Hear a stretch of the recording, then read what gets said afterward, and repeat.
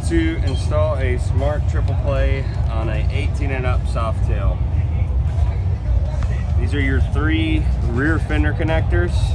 You have a gray JAE for the right turn, a black JAE for the left turn, and this larger black connector for your center tail light.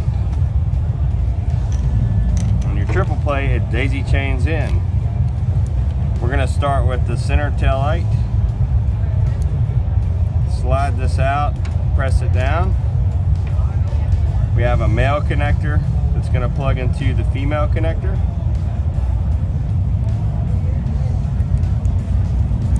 Lock it back in, and then a male connector plugging into the female connector on the other end. That is done. We're now going to start with the right turn. Unplug. On our module, they're not designated by gray or black, but purple or brown wires.